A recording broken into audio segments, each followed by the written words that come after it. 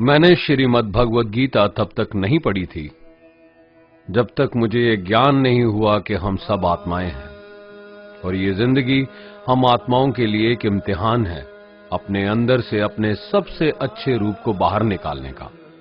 और भगवद गीता इस इम्तिहान को पास करने की एक अहम किताब। भगवद गीता के 18 अध्याय हैं और ये संस्कृत में परमात्मा द्वारा दी गई थी।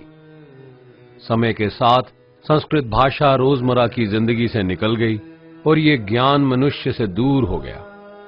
समय समय पर भगवद गीता के साधारण अक्षरों में अनुवाद किया गया। इसी कोशिश को आगे बढ़ाते हुए आने वाले 9 मिनटों में भगवद गीता के कुछ अहम हिस्सों को अपने गुरु के आशीर्वाद से एक आसान रूप में मैं अपने 7 बिलियन भाई बहनों के चरणों में समर्पित कर रहा हूं। ये ज्ञान परमात्मा ने भगवान कृष्ण के द्वारा सबसे बड़े धर्म युद्ध महाभारत की रणभूमि कुरुक्षेत्र में अर्जुन को कुछ 5000 साल पहले दिया। ये वो वक्त था जब धर्म का बार बार उल्लंघन हुआ, परमात्मा का डर मनुष्य से निकल गया। लालच की होड़ में भाई ने भाई को मारने की कोशिश की और यही नहीं, एक ब्याहता औरत को भरी सभा में अपने बड़ों के सामने अपमानित किया गया। इससे पहले कि मनुष्य जाति धर्मयुग से निकलकर पूर्ण रूप से कलयुग में जाती, युद्ध की रणभूमि में युद्ध से कुछ पहले परमात्मा ने गीता भगवान कृष्ण के द्वारा मनुष्य जाति के कल्याण के लिए दी। ऐसे ही जैसे कभी तुरा मोसेस को, गॉस्पेल जीसस को और कुरान प्रॉफिट मोहम्मद को दी। गीता, बाइबल, कुरान, तुरा, गुरु ग्रंथ साहिब परमात्मा द्वारा दी गई किताबें हैं जो किसी एक धर्म के लिए नहीं बल्कि पूरी मनुष्य जाति के लिए है, पूरी इंसानियत के लिए है, सब आत्माओं के लिए है। क्योंकि ये आत्मा को परमात्मा के बारे में, उसकी सृष्टि के बारे में और सबसे अहम ये उन कायदों के बारे में समझाती है जिनका आत्मा को मनुष्य के रूप में हर हाल में पालन करना होगा, रक्षा करनी होगी। और इन्हीं कायदों की बुनियाद पे एक आत्मा को शरीर त्यागने के बाद परखा जाएगा और इस परीक्षा से पास होने पे हमेशा के लिए इस जन्म और मृत्यु से मुक्ति मिलेगी।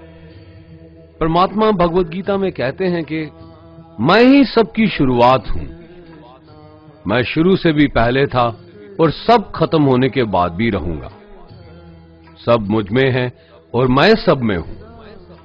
जो भी तुम छू सकते हो, देख सकते हो, चख सकते हो या सुन सकते हो, वो सब मैं हूं। ये नदियां, पहाड़, सूरज, ग्रहण, चांद, सितारे सब मैंने बनाए हैं। मैंने ही भगवान, शैतान, राक्षस और इंसान बनाए। मैं सर्वव्यापी हूं, सब में रहता हूं, सब में मैं हूं, मैं ही हूं। मैं ही ब्रह्मा बन के सब बनाता हूं और रुद्रा बन के सब नष्ट कर देता हूं। मैं ये सृष्टि यूं ही बनाता और तोड़ता रहूंगा ताकि आत्माओं को मौके मिल सके इस जन्म और मृत्यु से एक दिन मोक्ष पाने को, हमेशा के लिए परमात्मा के साथ रहने को। भगवद गीता कहती है कि इस सबसे बड़ी परीक्षा के लिए परमात्मा ने प्रकृति का निर्माण 5 तत्व हवा, अग्नि, जल, पृथ्वी और ईथर से किया, जिन्हें हम छू के, चख के, सूंघ के, देख के समझ सकते हैं। पर खुद परमात्मा इन 5 इंद्रियों की समझ से बाहर है। उन्हें आत्मा इन इंद्रियों से नहीं जान सकती।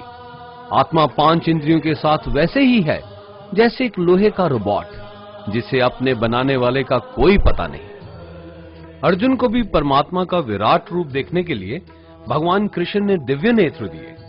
भगवद गीता समझाती है कि आत्मा अजन्मी है, इसे कोई मार नहीं सकता, कोई जला नहीं सकता, डुबा नहीं सकता, काट नहीं सकता।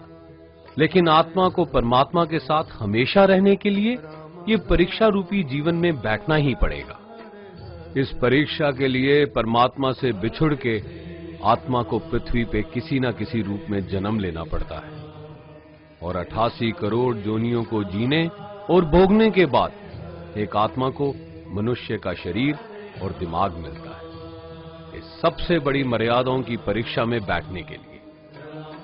हर मनुष्य को इस पूरी परीक्षा के दौरान तरह तरह की अच्छी और बुरी भावनाओं के चक्रव्यूह में अपने ही भाई बहन या मित्रों के साथ डाला जाता है, जिसमें हर आत्मा को अपने अंदर के तामसिक और राजसिक अवगुणों से निकल के सात्विक जीवन में प्रवेश करने के मौके मिलते हैं। हमारे तामसिक गुण वो हैं जो हमारे अंदर हीन भावना पैदा करके हमें खुद को उदास और नुकसान पहुंचाते हैं, और हमारे राजसिक गुण हमें ईर्ष्यालु और लोभी बना के दूसरों के प्रति नुकसान पहुंचा सकते हैं। इस परीक्षा के दौरान हर आत्मा को तामसिक और राजसिक गुणों को खत्म करके अपने सात्विक गुणों से परिचित होना पड़ेगा। सात्विक गुण वो हैं जो आत्मा को अपने आसपास की हर चीज से जोड़े और उन्हें प्यार करना सिखाते हैं। परीक्षा के दौरान हर आत्मा को जीवन के चारों स्तंभ धर्म, अर्थ, काम और मोक्ष का ज्ञान पाके ही मुक्ति मिलती है। यही वो द्वार है जिन्हें समझ के ही आत्मा परमात्मा को समझ सकती है। पहला द्वार धर्म का है और शेर इसका प्रतीक है।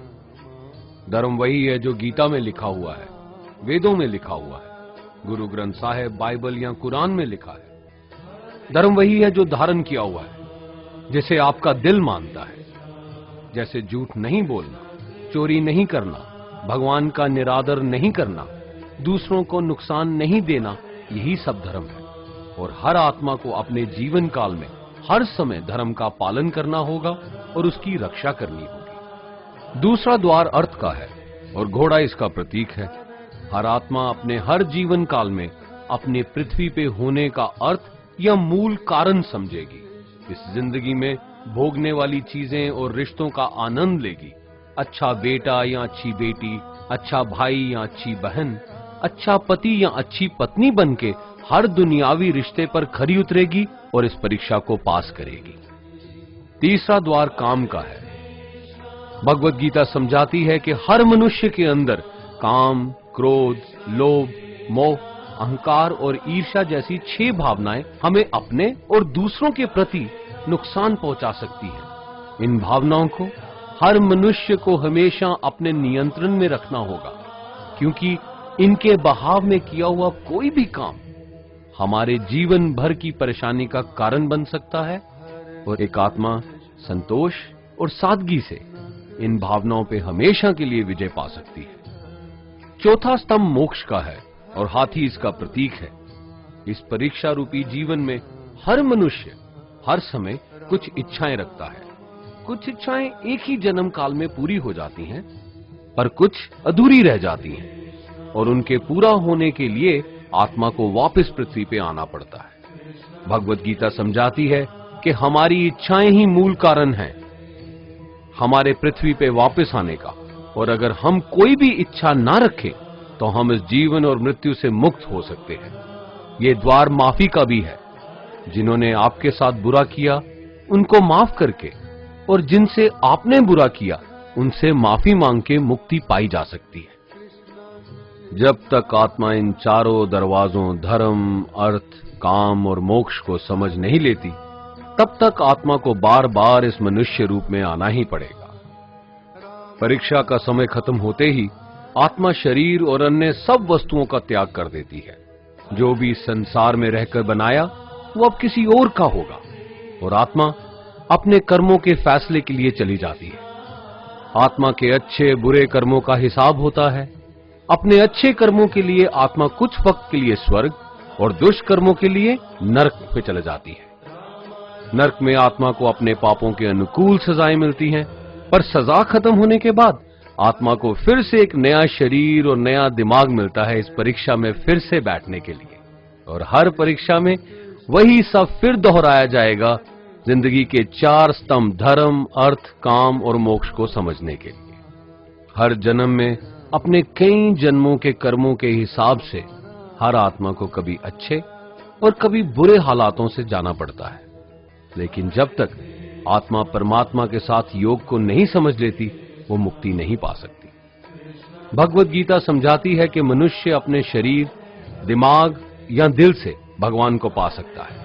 शरीर द्वारा किए कर्मों के माध्यम से परमात्मा को पाने को कर्म योग कहते हैं। ऐसे कर्म जो परमात्मा की इच्छा से हों और दूसरों के कल्याण के लिए हों। वाल्मीकि ने रामायण लिख के श्रवण ने अपने माता पिता की सेवा और उन्हें चार धाम की यात्रा करवा के, मदर टेरेसा ने अपने प्यार और सेवा के माध्यम से, और मैडम क्यूरी ने वैज्ञानिक खोज में अपने जीवन का बलिदान देके अपने कर्मों द्वारा परमात्मा को पाया। भगवत गीता समझाती है कि एक आत्मा दिमाग से भी परमात्मा के साथ योग लगा सकती है। इसे राजा योग कहते हैं, क्योंकि दिमाग या मस्तिष्क सब इंद्रियों का राजा है। एक मनुष्य अपनी आस्था, सांस प्रणाली, आसन, अभ्यास, साधना और तपस्या से परमात्मा को इस योग के रास्ते पा लेता है। इस योग को समझने के लिए हमें अपने अंदर की एनर्जीज यानी चक्रा और कुंडालिनी को समझना पड़ेगा। आत्मा मस्तिष्क से मेडिटेशन या ध्यान लगा के परमात्मा के साथ योग लगा सकती है। शंकराचार्य, स्वामी परमहंस, स्वामी विवेकानंद और उनके जैसे कई योगी इस योग के रास्ते परमात्मा के साथ संधि लगा पाए। परमात्मा भगवत गीता में कहते हैं कि अगर किसी आत्मा को धर्म ना भी समझ आए, योग ना भी समझ आए, पर अगर वो मेरी शरण में आ जाए तो मैं उसके सारे पाप माफ कर देता हूं। परमात्मा को ऐसी दिल की गहराइयों से पुकार के पाने को भक्ति योग कहते हैं। चैतन्य महाप्रभु, मीराबाई और भगवान हनुमान इस योग के सबसे बड़े उदाहरण हैं। लेकिन कभी आत्मा अपने होने का मूल कारण भूल के धर्म का उल्लंघन करे या पाप के रास्ते पे निकल जाए तो उसे ठीक करने के लिए परमात्मा खुद किसी रूप में पृथ्वी पे जन्म लेते हैं। आइए श्री भगवत गीता, गुरु ग्रंथ साहिब, तुरा, बाइबल, कुरान या ऐसी किसी भी दीनी किताब को पूरा पढ़ के इस जिंदगी के असली मायने समझें और परमात्मा के साथ योग लगाएं। अगर आपने इसे पसंद किया तो इसे औरों को बांटिए, ताकि सब आत्माएं अपने यहां होने का मूल रूप समझ सकें और इस जन्म और मृत्यु से मुक्ति पाके हमेशा परमात्मा के साथ रह सकें। धन्यवाद।